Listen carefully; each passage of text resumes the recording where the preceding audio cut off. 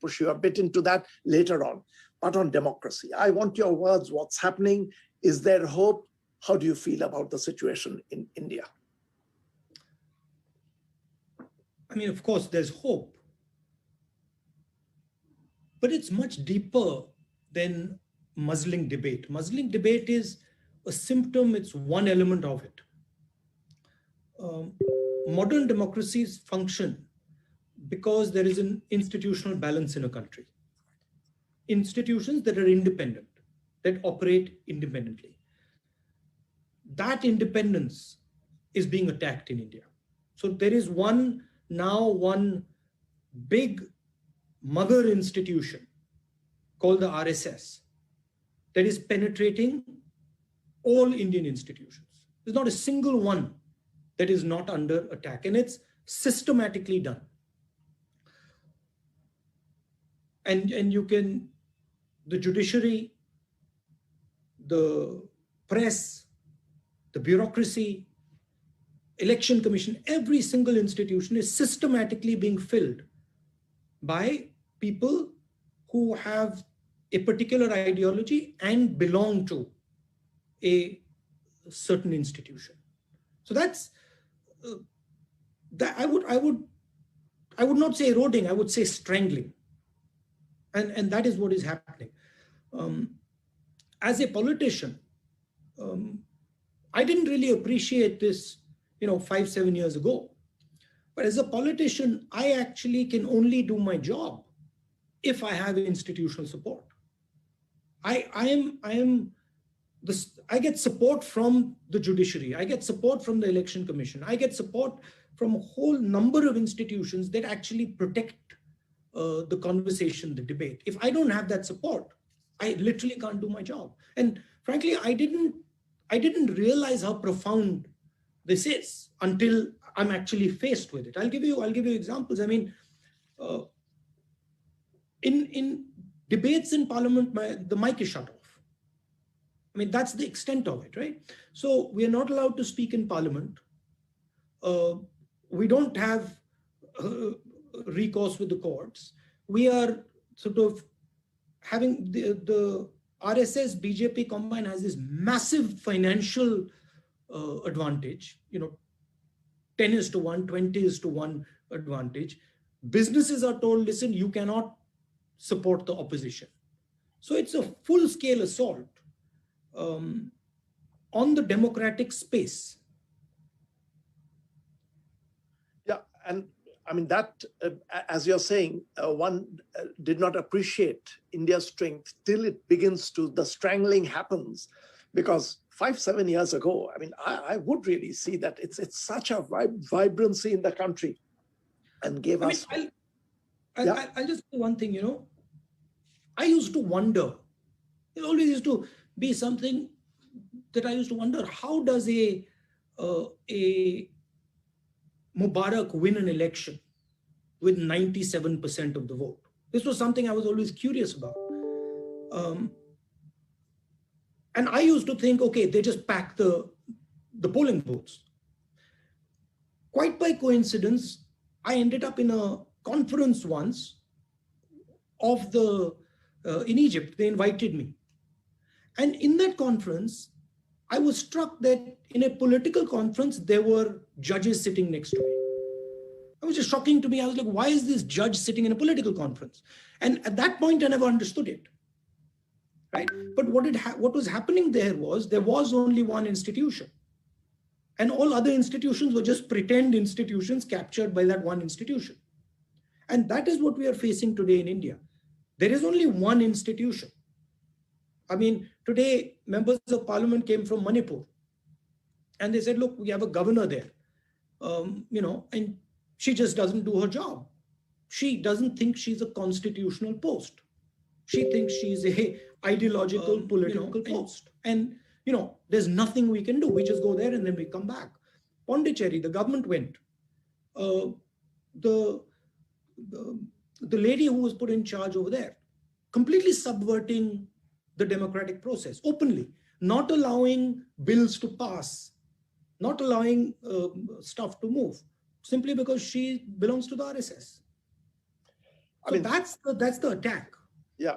I mean, this, if this continues, I mean, it's the loss to India. I mean, India actually, pride is not a good thing, but this was one dimension in which we felt proud about India. And it will be sad to see if this goes. Rahul, let me bring in one critical comment about the Congress party. People very often say that there isn't enough internal democracy in there. And I do understand that actually democracy is important at a national level. That is what we want. But since the question does arise about internal democracy, I want you to say what your thoughts are. Is that a fair criticism? Is it difficult? Go ahead. You're speaking to the person who has been pushing this stuff in the Congress party for a decade. I'm the person who pushed elections in the youth organizations, pushed elections in the student organizations, got serious beating in the press for that. I was literally crucified for doing elections, right? I was attacked by my own party people. So I'm the first person that says, look, democratic elections within parties absolutely critical. But I got a question for you. It's interesting to me that this question is not asked about any other party. Nobody asked the question, why is there no internal democracy in the BJP? No one asked the question, why is there no internal democracy in the BSP? Nobody asked the question, why is there no democracy in the Samajwadi Party? But they asked the question about the Congress. There's a reason. We're an ideological formation. We're an ideological party, and our ideology is the ideology of the Constitution. It is the ideology of equality. So yes, it is. I think it is more important for us to be democratic. And okay, if others are not, well, that's fine. But for us, as the institution that fought for independence, that gave India the Constitution, I think it is critical that we are democratic and have democratic processes. I mean, I'm greatly appreciative of the democratic roots that have been built in the country. There was one blot on it. I don't know how you feel about that, 1975 to 77, the emergency. But that was 2 years. It's gone. I'm very curious how you look back and think of that. I think that was a mistake. Absolutely, there was a mistake. And my grandmother said as such. It's fascinating you're saying this because, I mean, I did think that was dreadful. It should not have happened, the emergency. One thing very similar, what you said your grandmother said to you, with the former president of India, Pranab Mukherjee. My last conversation with him, this was a few months before he passed away, I asked him that since you've been so close to you were so close to Mrs. Gandhi, the calling of the election at the end of the 2 years of the emergency that Mrs. Gandhi called, was it hubris, arrogance of an authoritarian leader that I will win, I want to demonstrate that? Or was it that she was beginning to have self-doubt? I asked Pranab Mukherjee, since you were so close, and Pranab Mukherjee told me that actually I can tell you I have direct conversational evidence. She began to feel that she might lose, but she wanted to put that to test, had a fair election and actually lost. So in some sense, having made that huge mistake, she rectified that and brought back the democratic institution. So it's sort of your preferred sort of It was very different though. Yeah. And there's a fundamental difference between what happened in the emergency, and it was wrong, and what is happening now. The Congress party at no point attempted to capture India's institutional framework. And frankly, the Congress party doesn't even have that capability. Our design doesn't allow us that. Even if we want to do it, we can't do it. The RSS is doing something fundamentally different. They're actually filling the institutions with their people. So look, even if we defeat the BJP in an election, we are not going to get rid of their people in the institutional structure. Our chief minister of Madhya Pradesh, just before he was overthrown, had a conversation with me. He says, listen, my senior bureaucrats won't listen. They're RSS people. I tell them to do something, they don't do it. So it's fundamentally different what's going on. Well, yeah. Fingers crossed, I'll push you a bit later about what would you do if you had the chance, Rahul. But since we are in history, I want to ask you a somewhat personal question. If you don't want to answer, this is your father's assassination. This, for me, of course, it looms big in my head. 1991, May, right? I hope I'm getting that right. You were 20 or 21 years old. I just want to know, 20. 20, yes. How did that affect you? Did you feel like throwing in, or did you feel the resolve that you want to take up the cudgels? And I'm asking this also, the personal question is always awkward to ask, but I'm asking also, because today is a time of suffering, very different kind. There are people handling losses. So there is also something that people would want to hear, another person who had to take on maybe in a very different circumstance, a very difficult situation. I'm curious. Well, I mean, at one level, um, my father was assassinated, and it's violent, and it's sort of painful.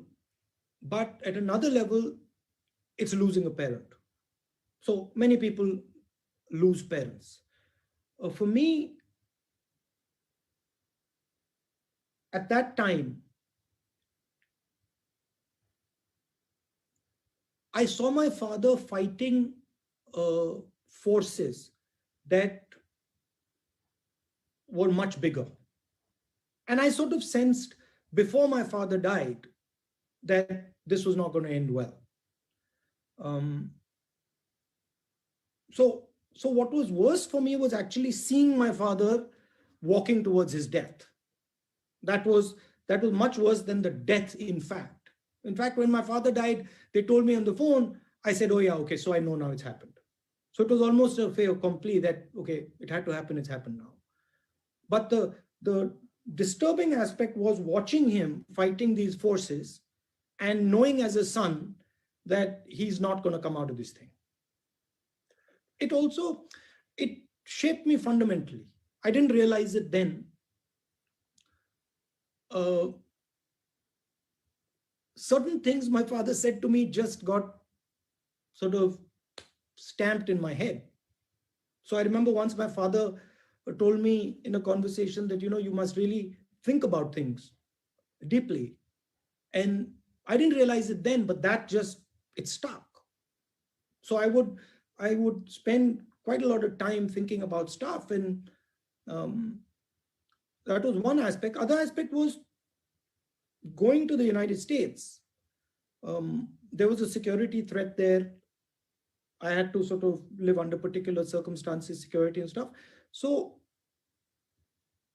I had these long periods of where I was on my own, in a sense. So I had developed the capacity of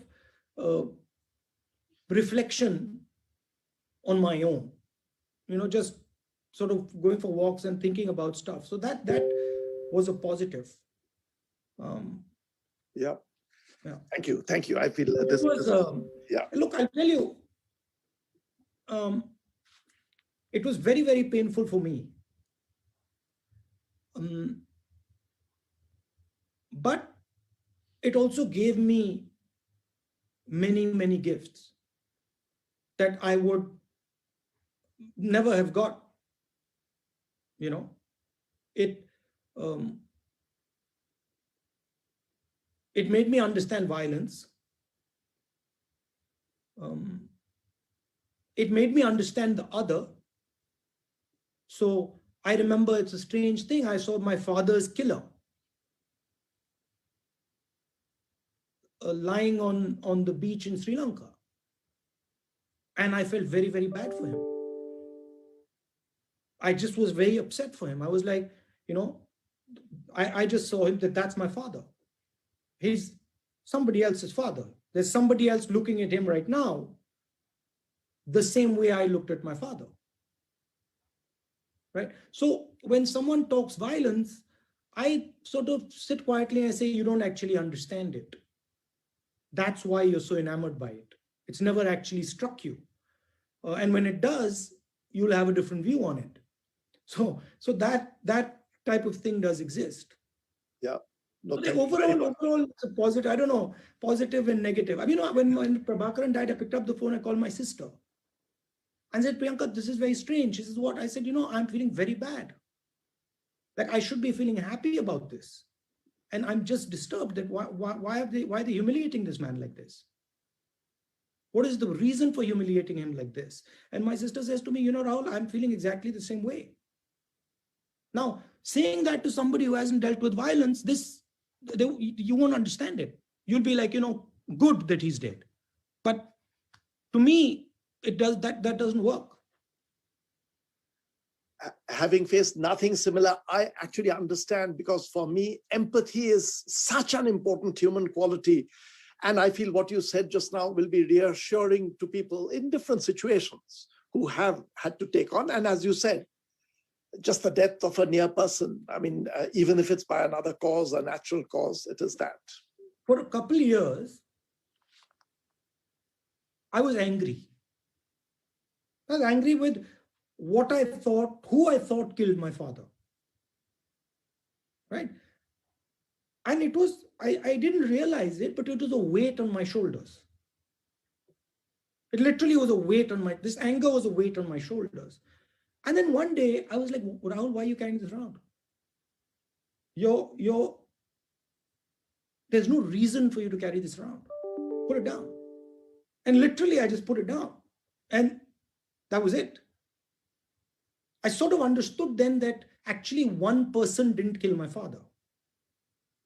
Set of forces combined, and my father happened to be fighting for a cause that was against those forces.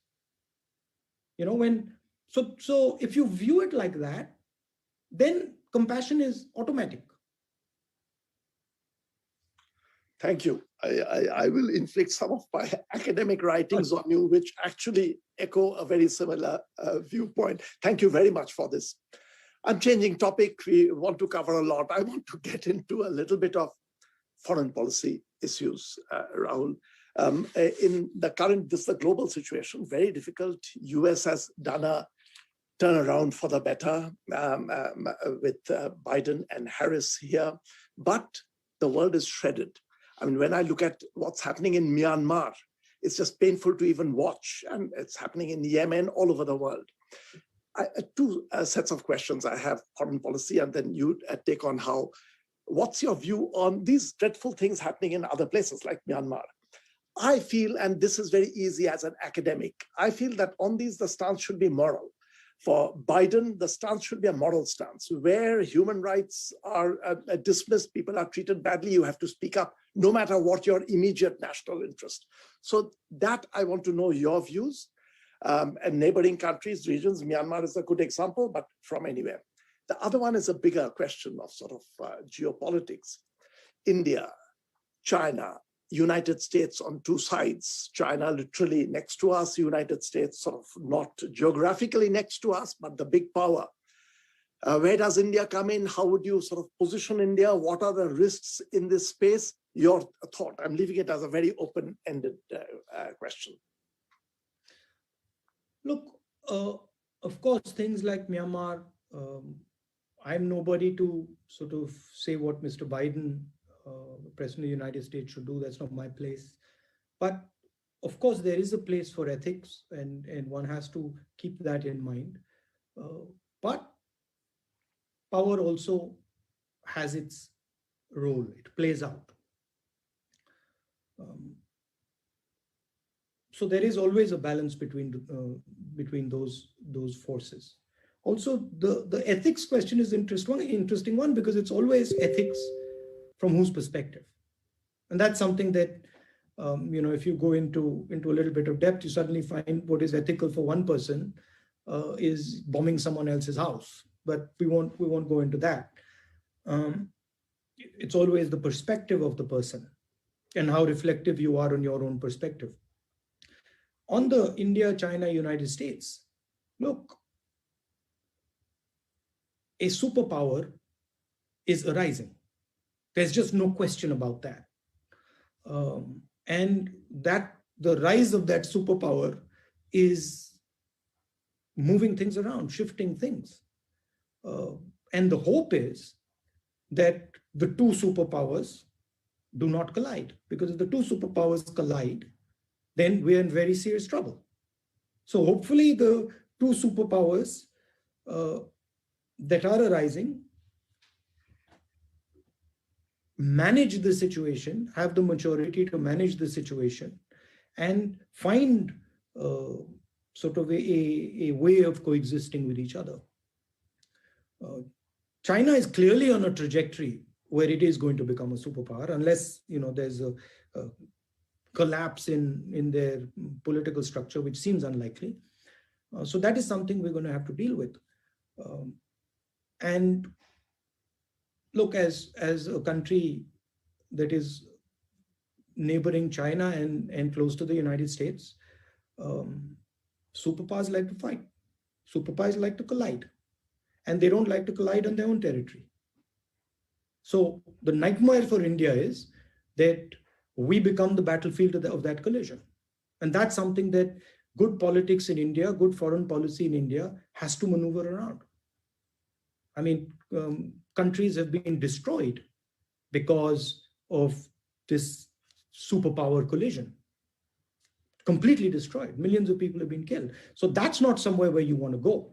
And that is going to require wisdom on the part of the United States, wisdom on the part of the Chinese, and wisdom on the part of India.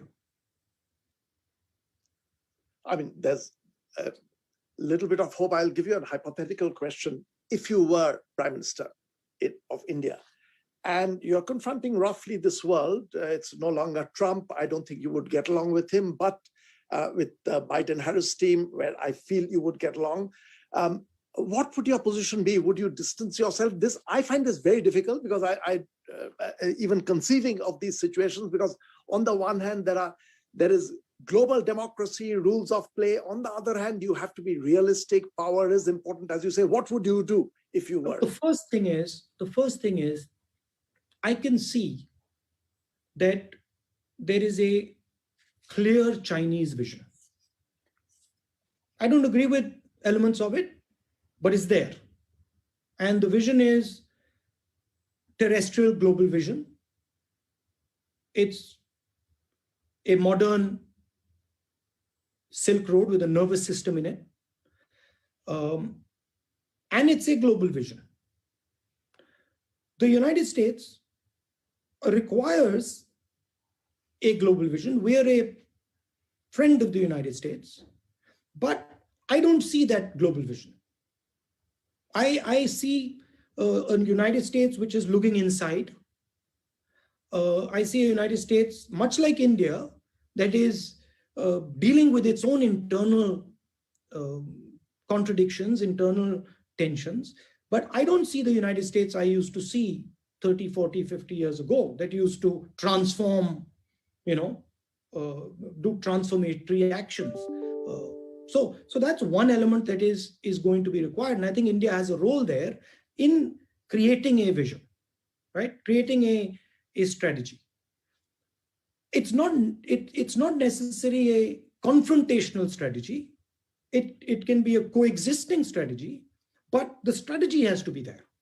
And currently the strategy is not there, right?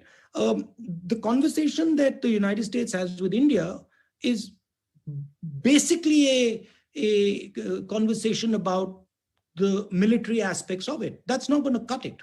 That's not a vision.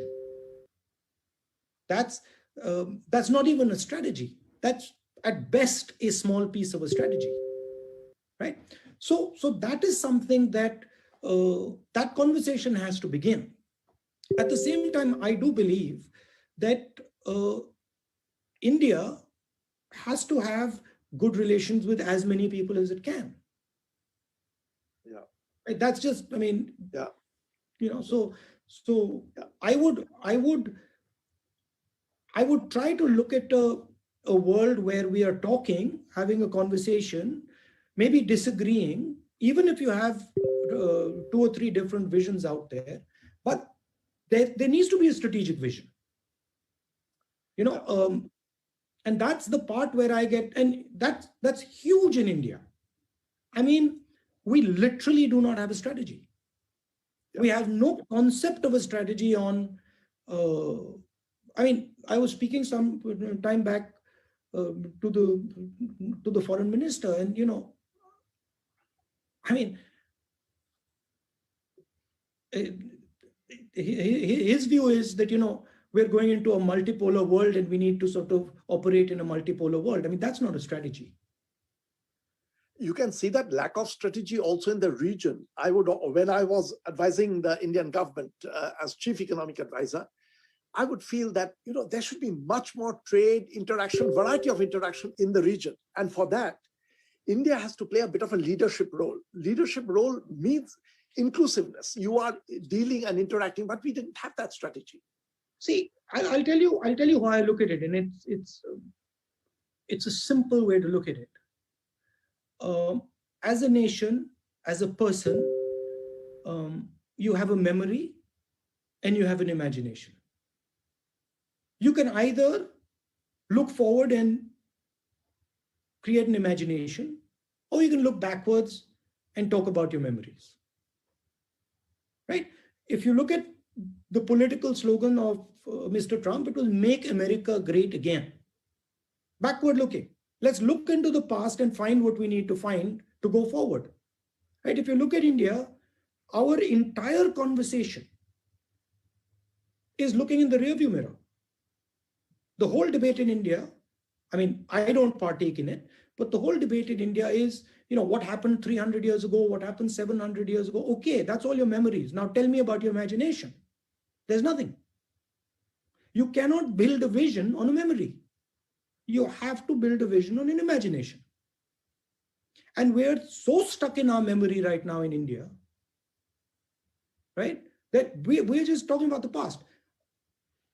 Like them or don't like them, China has an imagination. They are looking at, they've conceptualized a world and they're saying, okay, this is the world that we want. And then they're going out there and building it. That's not what India is doing. India is saying, this is what the world used to be like. And we stop there. And it's similar to the United States. I mean, not this government, but certainly Mr. Trump was, look where we were 50 years ago. Well, where you were 50 years ago ain't going to help you now. Doesn't matter where you were 50 years ago. Tell me where you're going now. So that is the real question. And the entire politics of India has become one of memory. He did this to me, so I got to do this to him. He did that before, so I got to do this to him. And I mean, it's got to end because it's not going to give you solutions. I again fully agree. I mean, you can't live life by correcting past wrongs and continuing to do that. You have to look further forward. So, somebody says to me, oh, the Congress party did this. And I'm like, okay, fine, we did that. Yeah. Now tell me what I should do. Yeah. I mean, let's talk about what we can do now. And that's the conversation I want to have. That's the political conversation I want to have. That's the economic conversation I want to have. But that's not what the BJP likes to do because they can't actually have that conversation. No, again, fully agree. And for United States, I actually do feel hopeful that it will be forward-looking. It's going to change. And that slogan of "Make America Great Again," I used to feel that great is a spelling mistake. Your nerves can be grating, that kind of "Make America Great Again." But it could now really stand a chance of some of that. Anyway, foreign policy, well, connecting with that, I want to go into Can I just say one other thing, Mr. Basu? Yeah. You see, when you look at a "Make America Great" slogan again, or you look at the RSS's vision of India, as somebody who opposes that vision, one would have a tendency to just brush it off. But you can't brush it off because "Make America Great Again" is a reflection of the sentiment of American people. And there is a reason they have that sentiment. There is a failure that has taken place. And so you have to accept that sentiment, even though you might fight that sentiment. You see what I'm saying? So I understand where a lot of the anger in India is coming from. We are not creating jobs. right? So I can understand if people are not able to see a future, anger is going to develop, but it's not going to give you a solution. Yeah. So in a sense, you've got to go beyond the slogan. Yeah. I actually want to use this as a segue to what you just touched on. I feel one of the reasons, it's both ways. We are looking back, and doing that is also hurting our present situation. And that really is showing up in the numbers and the economy. And the economy, and let me just say, since this is something that I watch, of course, very closely, the Indian economy is doing very poorly.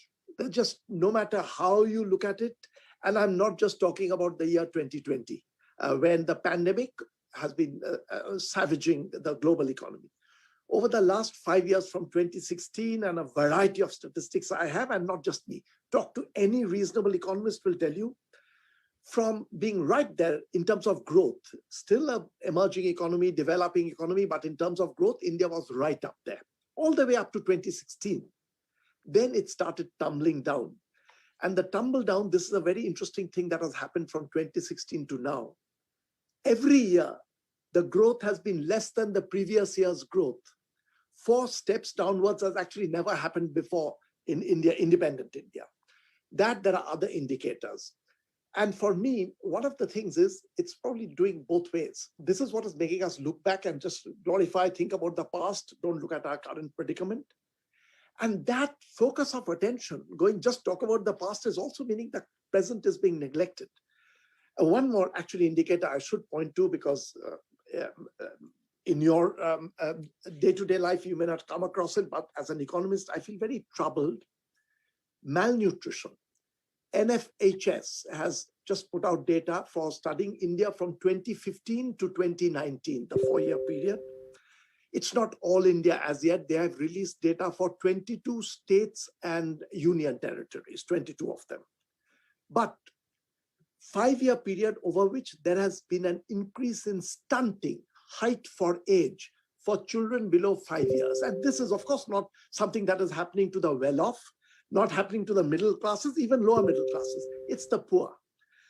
Clearly, they are suffering from malnutrition, and malnutrition increasing over a 5-year period is a shocking development. GDP goes up, comes down, growth fluctuates, but malnutrition usually in an emerging economy, you keep improving. This is a remarkable thing. In 13 states out of 22, we know that malnutrition has increased. So all this is, to me, a sign of grave worry. And it is also troubling me that not enough attention is being paid. Right now, an important piece of a number, just a number, in the growth chart of 2020, India is the 164th in the ranking from the top.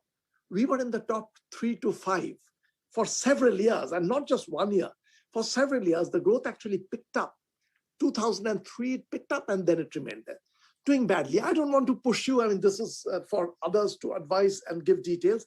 But what is your thought about the economy, broad thoughts? What do you think is going wrong? Who are the people who are suffering?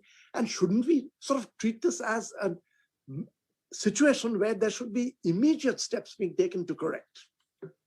Massive concentration of capital and wealth. And so much concentration of capital and wealth that you're going to run into social problems. So this is going to lead to other types of costs that are going to come, right? Systematic attack on small and medium businesses by the people who have managed to concentrate the capital. Demonetization, GST designed to basically destroy small and medium businesses. When I talk to shopkeepers, they say to me, Rasta saaf kar rahe. They are cleaning the way. They're removing us from the path. So a vision of India, I think the Prime Minister sort of copies the Chaebol vision where 3 or 4 or 5 big players sort of concentrate capital and then build the economy. You just cannot do that in India. So destroying this small and medium job creation engine, which basically produces vast majority of our jobs, and then now hitting agriculture with these devastating laws, which which are basically going to destroy our agricultural system. So these are the two things that are very dangerous. I think what India needs is to fire the economy using the consumption side, demand side. And the government insists on firing the supply side. And when they fire the supply side, they don't even fire the supply side by giving it to, thousands and thousands of small, medium businesses. They keep giving it to the same 10 guys. So you have the sort of ridiculous situation where your entire workforce is walking back home during Corona. They're asking you for 300 rupees and you say, no, we're not going to give you 300 rupees. I met those people. They were crying because their entire asset base was destroyed. So some of those people, their entire assets are, couple of hundred rupees, couple of thousand rupees. They just had to leave them back in Punjab and go back home. So whatever they had was gone, right? So you were literally putting all those people down below the poverty line and starting negative cash flow cycles for each one of them. And at the same time, you turn around, you say, we're not going to give these people bus tickets. And then you give 1,50,000 crore to like the top 5, 7, 10 guys. So it is the idea, and it's an old idea in India, that if you're poor, if you're not well off, you're worthless. When in fact, it's the poor people in India who are actually India's assets. They're exactly the people you should be investing in, because they're the ones who are going to give you the return. So that to me is broadly the problem. Yeah, no, it's absolutely, because talking to people on this, I don't have hard data. It's the small businesses, the self-employed, just absolutely devastated, actually. In fact, people who have a little bit of their own plot of land, they are doing that. But the self-employed and that class is being hit very, very badly. And I do worry that if this is not attended to soon, what it will do politically and in terms of the economy. Do you have anything specific to say about the farm laws? I have taken a position that it's very unfortunate. And it's a broadly, at first sight, it looks like a move in the right direction, sort of thing that I myself would recommend. And in fact, when the laws first happened, my thought was maybe it's a move in the right direction. I got alerted to it after watching the farmers. I thought I better read what the laws are. When I read it in detail, I felt that, look, it looks right, but it's going to be devastating for the farmers. And I have openly taken a position that these laws are wrong. I don't know how involved you are in this, if you have any views. And yeah, I'm involved, I'm quite involved. Essentially, there are broadly 3 laws. First law destroys the concept of a farmer's market. Second law allows 5 or 6 businesses to control cereal, vegetable and fruit prices by giving them unlimited storage capacity for as long as they want. I think one businessman already owns 40% of some of our cereals. So that's the scale of it. And the third law says, look, if farmer wants to contest price, he can't do it in a court of law. Yeah. Those are 3 laws, right? So what they're going to do is, I think the Prime Minister has a vision of making agriculture more efficient. He doesn't understand that agriculture in its current form is actually providing protection to a whole bunch of people. Is providing a shock absorber to millions and millions and millions of people. Is providing a space to go when the city doesn't give them what they want, right? And he's going to take that away. And when he takes that away, you will have people who will have nowhere to go. And then you will have social problems that you cannot imagine. And this is basically what the farmers are saying. The farmers are, if you go and you talk to them, what they're essentially saying is, look, where do we go now? There's nowhere to go, right? If you think about the instinct, right? When Corona came, why did those millions of laborers run home?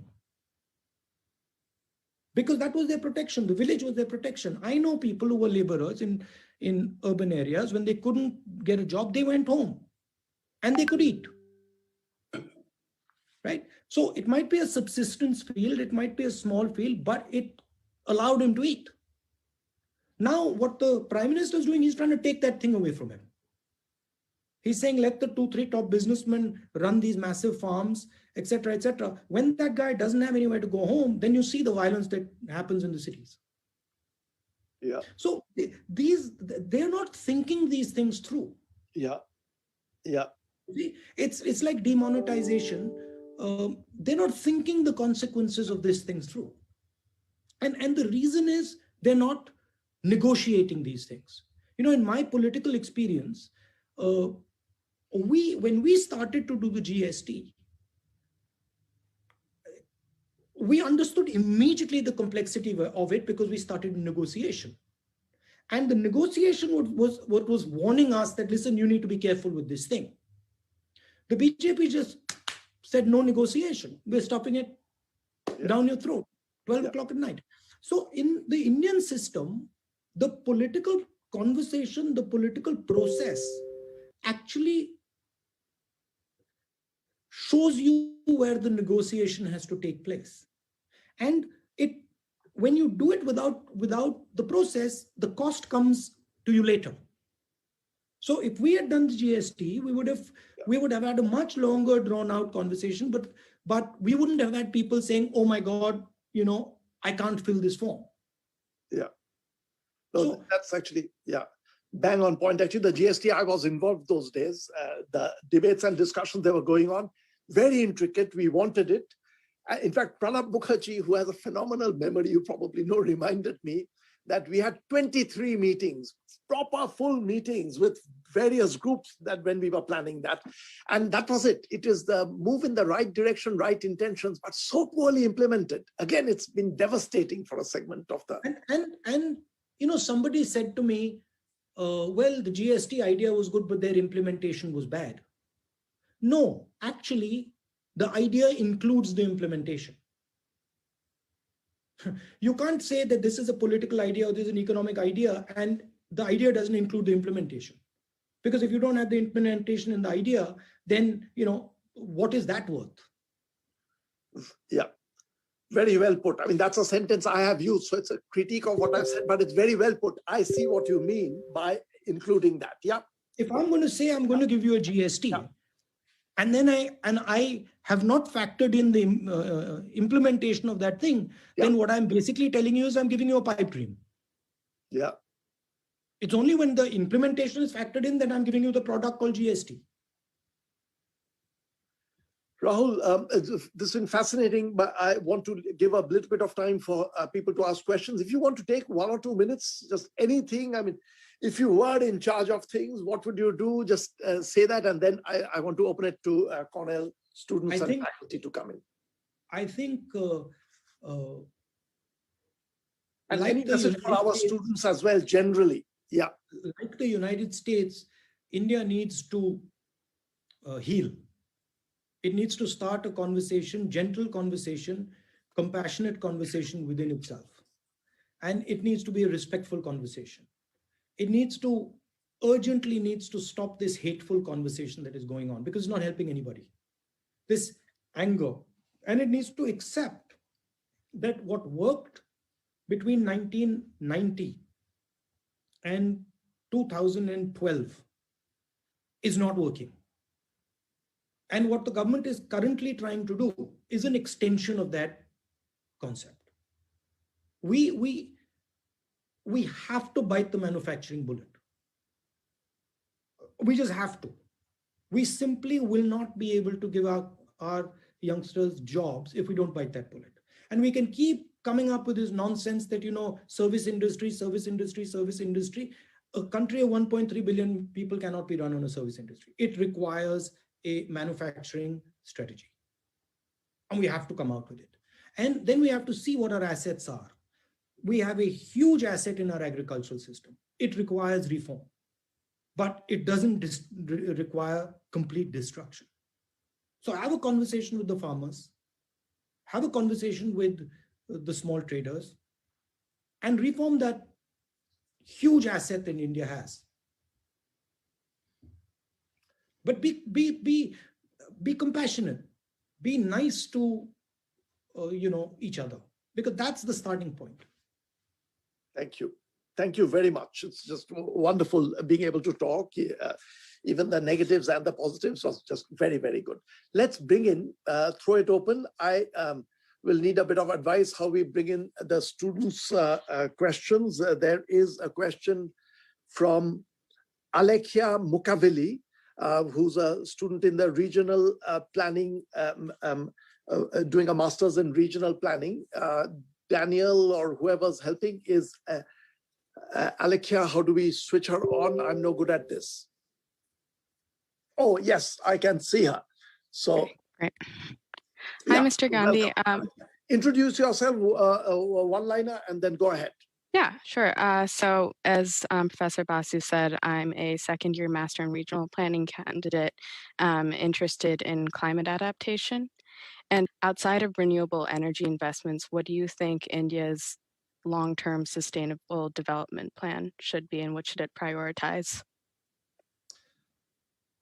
Well, there's in a country like India, there is a political issue with discussing the environment. That's the first thing that one has to understand, which is that when you go to poor people and you say, listen, please, this is what we need to do for the environment, they respond to you and say, okay, but I got my basic needs and I need you to do this for me. So generating the political will to do some of these things is not as easy in India as it is in Western countries. And a lot of these battles that take place, environmental battles, take place at a decentralized level, take place at a not at a national level, but at a local level. Decentralizing power, decentralizing that conversation, and allowing local structures to take those decisions, local political structures to take those decisions is very, very important. You will not be able to impose a lot of these decisions sitting in Delhi on states and then sitting in states on districts and down the chain. So that's something that one has to look at. Of course, the entire movement to sort of electrics, the entire movement away from coal, that is something that you have to have a strategy for. That's going to require a transformation that is going to be expensive. I think a lot of those things are opportunities. So I think if you think about them strategically, they're opportunities. You can do things that appear to be costly now, but actually end up cheaper. So I would say that broadly is how I would think about it. Thank you. Actually, I mean, there's another question coming up. There are several. The pollution problem in general, I mean, it has to be something taken on a war footing in India, because it affects everything, including people's health. And yeah. So, for example, the pollution problem in Delhi is caused by Haryana and Punjab. Yeah. Right? Now, the Haryana and Punjab burn their chaff. Delhi gets pollution. Haryana and Punjab, so there is a cost there which Haryana is causing Delhi, but Delhi has no way of sort of managing that cost. So these type of contradictions, they're there across the country. Yeah. Right. And eventually what it comes down to, right, is a political battle. There is a cost of fixing that problem in Haryana and Punjab. Haryana and Punjab said, okay, listen, pay that cost and I'll fix the problem. So that is a negotiation. It's a political negotiation. If the Punjab chief minister suddenly says, listen, guys, I'm not going to let you burn your crops, well, he's got a problem. Correct. Because then his farmers will say, okay, fine, you don't let us burn the crops. We won't give you a vote. So in a democratic system, you always have to superimpose the politics on it. You'll never get a solution without working through the politics. Yeah. Right. The next question is from Harman Singh Dodhi, again, student of city and regional planning. The regional planning people are active in asking questions. Harman, the floor is yours. Thank you, Mr. Gandhi, for joining us today. And I'm originally from Chandigarh. So we know that India is going through this age of digital revolution where new data-driven technologies are coming up. And the government is also trying to incorporate them in their own policies and programs. And one such program is the Smart Cities Mission in India. So my question is, do you think the Smart Cities model can help improve access to basic services like water and energy to citizens of India, or is there more that needs to be done? I mean, well, what I see of the smart cities model, I don't see any real results coming out of that model. And I certainly haven't seen the money that is required to actually deliver something out of the smart city model. So the amount of money that is being put in, to create these smart cities is tiny. It's not going to create any smart cities. I think a combination of improving infrastructure of a city and then broadly connecting the country, connecting the cities, I think that is something that would work, but you need to put money behind it. It's not going to work if there's no money behind it. Yeah. Thank you. Next, there's a question now coming up from Atharv Garje, a student of biology and history. Atharv, the floor is yours. Hello, Mr. Gandhi. Thank you for joining us and speaking with us today. I wanted to ask you further about what you were talking about earlier with the penetration of India's institutions. Do you think it's possible for India's institutions to act independently of majoritarian interests in the current day? And how or what changes need to be made in order to prevent this sort of penetration from happening in the future? The reason you're penetrating these institutions is financial concentration. So it's a money grab. That's what's actually happening. And as the RSS and its sister organizations grab more and more resources, they will start to get a reaction from the people of India. And you can see that in the farmers. If you want to look at it simply, the money is being taken out of the farmer's pocket. And he's reacting and he's saying, I'm not going to let you now take this money from me. So when you see this concentration of wealth, when you see this money being used to capture more and more institutions, right? This angers people. There is, of course, a media component right now. So the same people who are capturing these institutions are also controlling the media.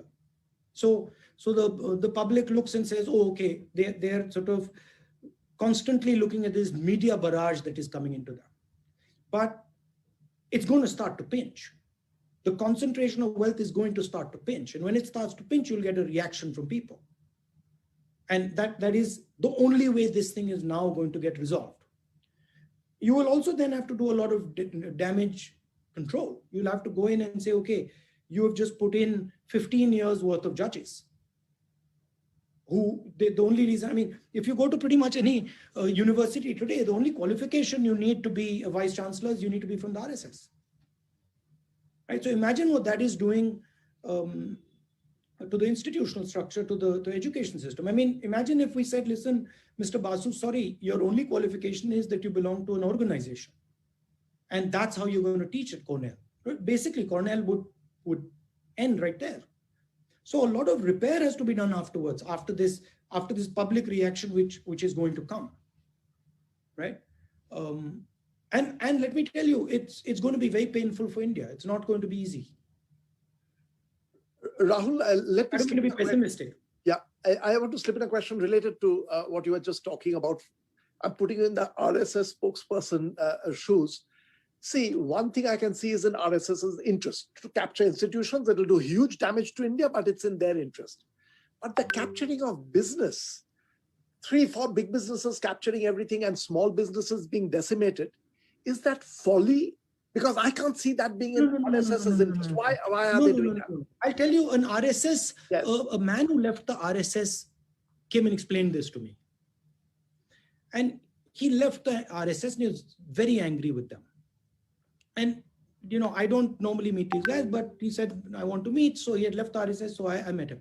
And he said, look, the innovation that has taken place is RSS used to be an organization that used to represent small shopkeepers. Yeah. He says, the innovation of Narendra Modi is to take large capital and fund the RSS with it. So scale up RSS using the 3, 4, 5, 7 crony capitalists. So the RSS is the organization that is capturing the institutions. We used to fight the RSS with no problem because they didn't have money. The Gujarat model was the concept of giving them thousands of crores. That's how they suddenly got turbocharged, right? And so now what you have is a combination of the Prime Minister, RSS people attacking the bureaucracy, attacking our education system, attacking our exam system. So if you want to join the IAS today, you've got to go through an RSS training school, right? And that is combined with crony capital. So the crony capital manages the TV, the RSS manages the capture of the institutions. And by the way, WhatsApp, Facebook, these guys are also controlled in India by the BJP. So their leadership in India, the BJP, the RSS head in India is a BJP person. So it is a combination, it's teamwork between RSS and crony capitalism. It was first attempted, by the way, this gentleman told me, he says, पहली बार इन्होंने वो प्रमोद महाजन के साथ किया था, but वो fail हो गया. फिर गुजरात में मतलब मोदी जी ने इसको ठीक से किया. Or so he was basically saying, look, I am a representative of these small shopkeepers. I got nothing to do now, because now the thing is directly funded by big capital. So what the crony capitalists figured out is that the RSS is a sort of institution that can be used to capture the political system. And the trade is very much like in Saudi Arabia.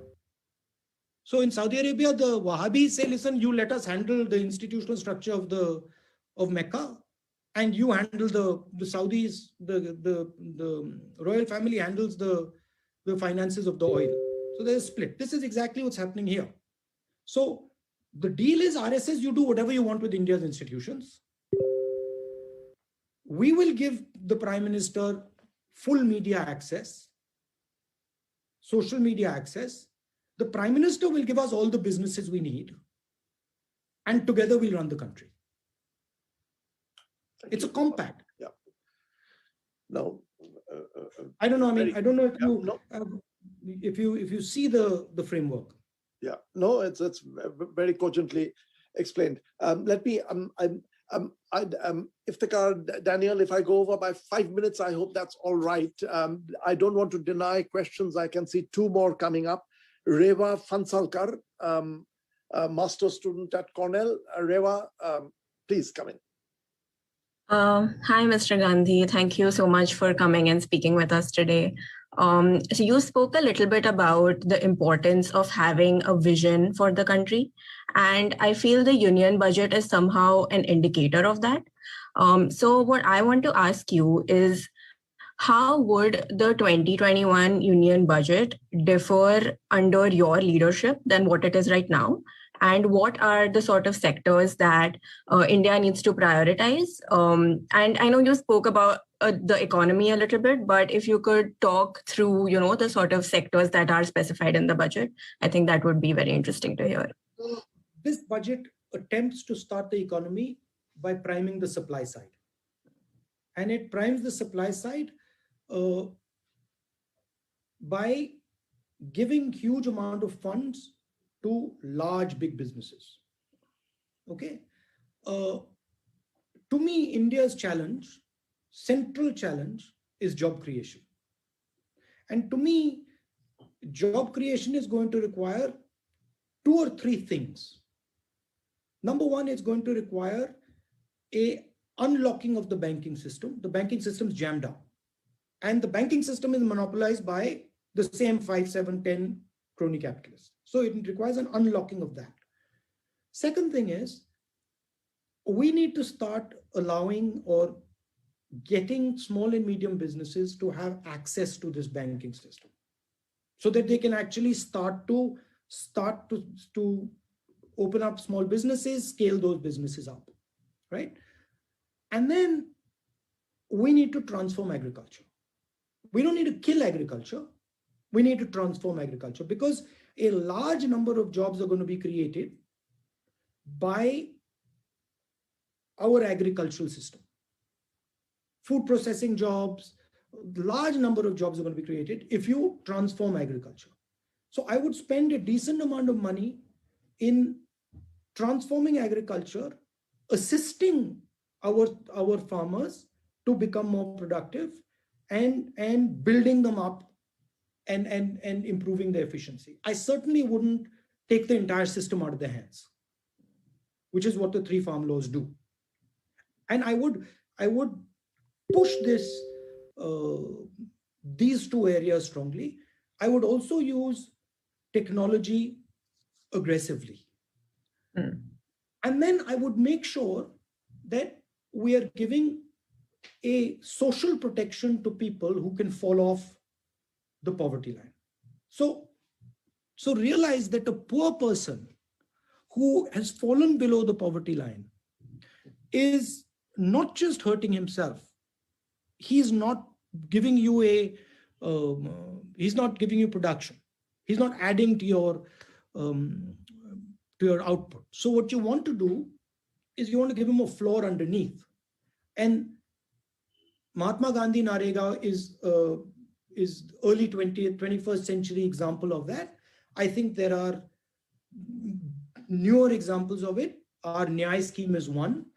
But we need to give a sense of protection to people on the lowest part of our population. So that is broadly how I would think about it. That's not to say that large businesses are not part of the equation. They're absolutely part of the equation, and they have to be supported and they have to be part of the game. My complaint is that's the only game in town today. Thank you so much. Thank you. Where are you from? I'm from Mumbai. Okay.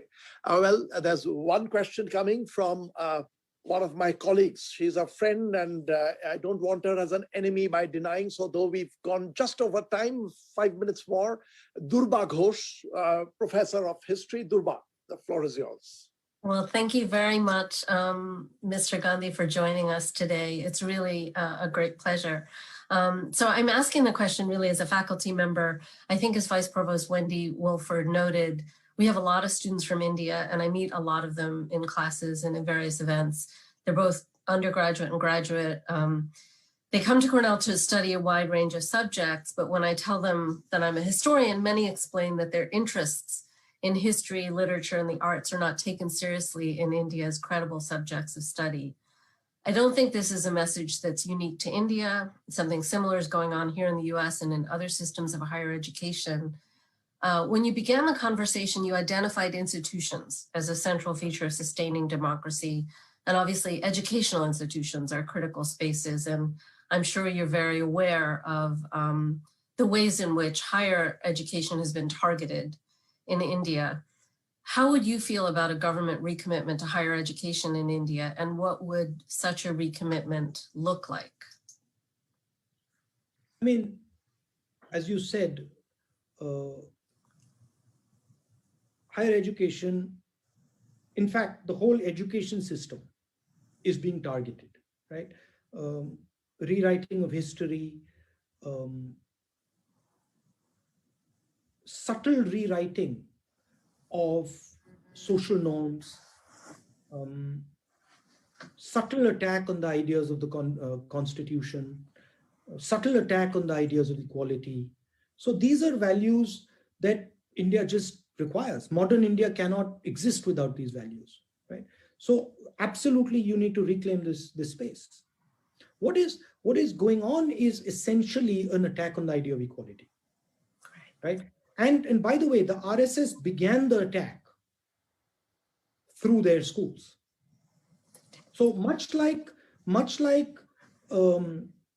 the radical Islamists use their madrasas in Pakistan, much like that, the RSS uses its schools to push a particular worldview, right? Nobody asked the question, where does the RSS get the money to run hundreds of thousands of schools from? These are not profitable schools. So nobody is asking the question, right? So absolutely, it's a capture of the Indian education system, and the Indian education system has got to be taken back from their hands. It's going to require work, and it's not going to be easy because a lot of their people are, once you get a job as a teacher, you're in. That's it. Then you can't be removed. So we are looking at a long problem. Yeah. Can I just follow up quickly? I mean, and I say this as a parent also of college-age children, right? And so I'll just say my part of the family is the only part of the family that's permanently emigrated to the United States. So I have 20 cousins who live in India, right? And one of the things I hear from them is their anxiety about their children, right? I have anxieties about my children. They're different, right? The anxieties that I hear from my cousins are about the future of young people in India, right? You know this, India has a very young population, right? There's lots of opportunities that are not available in the way that they once were, right? So what is this kind of restructuring that you imagine look like for young? Look, essentially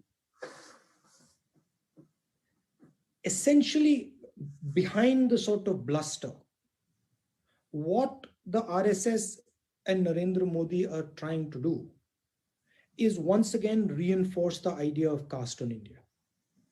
That's what they're doing. That's what the project is, right? The project is that everybody should know their space. A Dalit should know his space. A woman should know her space.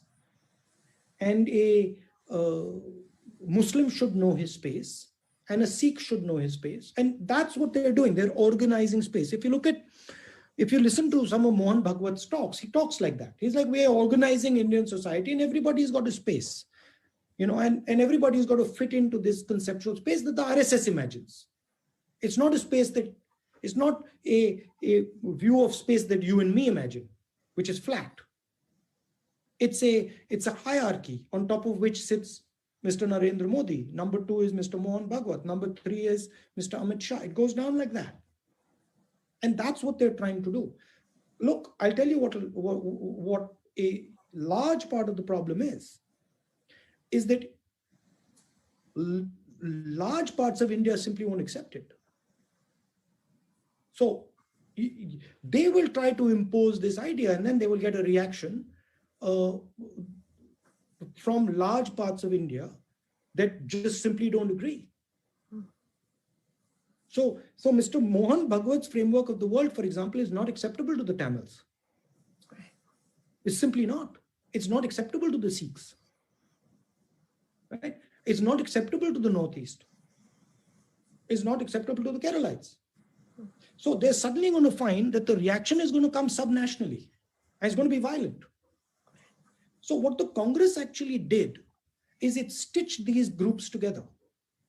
I went on a tour to Tamil Nadu, and I was telling them, I was like, look, if I say that Tamil Nadu belongs to India, then I have to say that India belongs to Tamil Nadu. That's the contract. I cannot say that Tamil Nadu is India, but India is something, that Tamil Nadu does not fully own. I can't say that. That's why in our constitution, if you look, we are called a union of states. We came together. It's a negotiated settlement. We all came together and we said, we agree with this constitution. Fiddle with the constitution. A lot of those people will say, sorry, what are you doing? So they're actually destroying the country. And we're fighting them. And we're fighting them, with they're powerful. Yeah. Rahul? Thank you for your response. I'll turn it back to Professor Basu. Yeah. Dhruva, thank you very much. We are running out of time. What I'll do is I'm Rahul going to give you the last word with a question that has come in. So I will use that question. There were lots of questions, I'm told, coming on Facebook, but we don't have those on our platform. So this is only on Cornell's questions coming in. And you use that to put in any final word that you want for us. By the way, the reaction generally we are getting it from around the world, very positive. And I should also thank you that. But don't worry, Mr. Basu, you will see that there will be something that I have said will be twisted out of context all over the Indian newspapers, and they will run it, and that's just the way it is, but I'm okay with that. Yeah, but we will inflict this. The trolls will come. The trolls will come. Yeah, I'll be very curious to see how that's done. It's fun, though. It's fun. Yeah. The question that came from the floor is that the Congress party has done poorly the previous elections, etc. And given that you talked about imagination, the need to look forward rather than the past, what is your vision? Are you hopeful? Is there a vision for the Congress? Gather the resistance. Bring together the resistance. Sorry? Bring together the resistance. Gather the resistance. There is resistance across all fronts, many different types of people, many different types of ideas. Congress party has to have the humility to absorb them, has to have the flexibility to absorb them, has to have the respect to absorb them. It has to change itself. It has to transform itself to playing that role. Remember, when we started the Congress party, it was basically bringing together the resistance, right? We used to call it passive resistance in those days because we are not into the violent kind of resistance, and we still are not. So we will never do anything violently, anything aggressively, anything nastily, all polite, all nice, but we will bring together India's power, right? And so in a sense, the party has to submit itself to the Indian people. It has to open itself to the Indian people. It has to submit itself to the Indian people. And it has to be humble because it is fighting arrogance.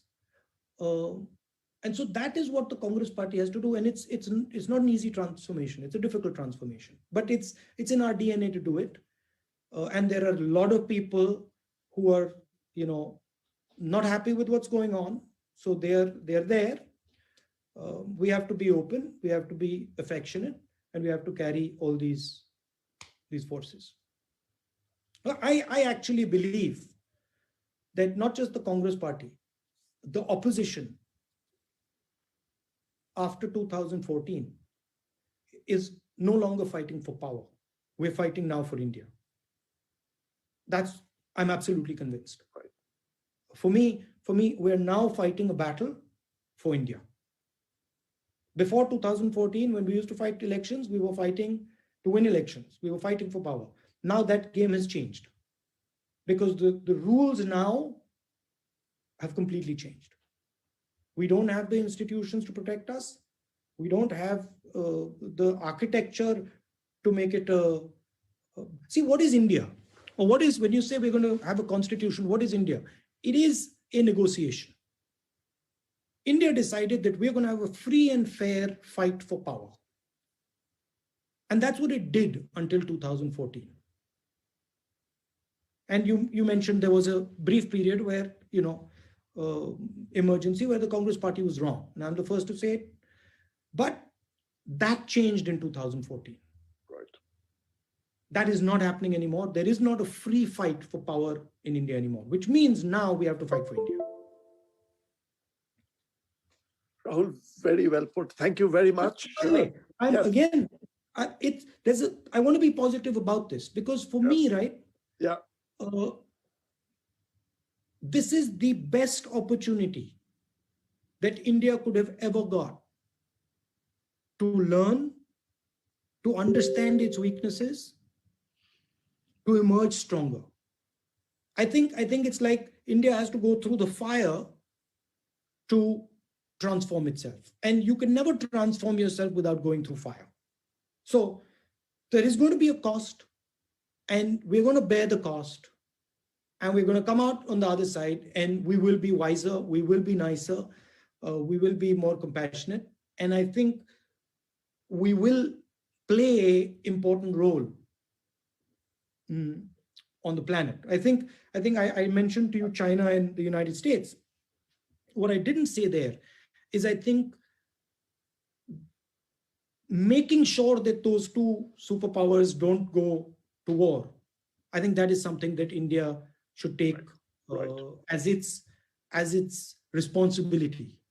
Yeah. So India has to sort of play that global role.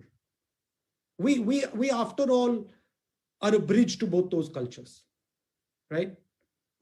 We have a bridge that used to go back to China, Buddhism. We have a bridge that goes west. So we are a bridging civilization. We are an embracing civilization.